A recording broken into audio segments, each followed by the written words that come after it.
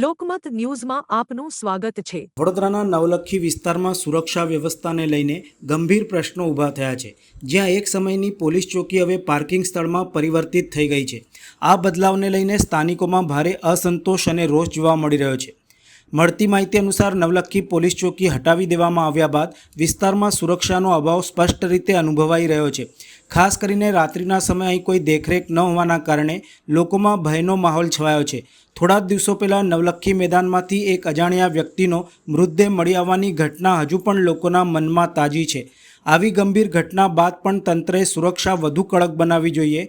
તે જગ્યાએ પોલીસ ચોકી જ હટાવી દીધી હોવાના કારણે તંત્રની કામગીરી ઉપર સીધા સવાલો ઉઠી રહ્યા છે। સ્થાનિક નાગરિકોનો આક્ષેપ છે કે આ વિસ્તાર પહેલાંથી સંવેદનશીલ ગણાતો હતો અને અહીં પોલીસ ચોકી હોવાના કારણે લોકોમાં એક પ્રકારની સુરક્ષાની લાગણી હતી। હવે તે હટાવવામાં આવતા અસામાજિક તત્વોને પ્રોત્સાહન મળશે તેવી પણ ભીતિ વ્યક્ત કરવામાં આવી રહી છે। નાગરિકો દ્વારા તંત્રને તાત્કાલિક પોલીસ ચોકી ફરી શરૂ કરવાની અને પેટ્રોલિંગ વધારવાની માંગ ઉઠાવવામાં આવી છે। સાથે સીસીટીવી કેમેરા, સ્ટ્રીટ લાઇટ અને નિયમિત પોલીસ હાજરી જેવી વ્યવસ્થાઓ પણ મજબૂત કરવાની જરૂરિયાત પણ વ્યક્ત થઈ રહી છે।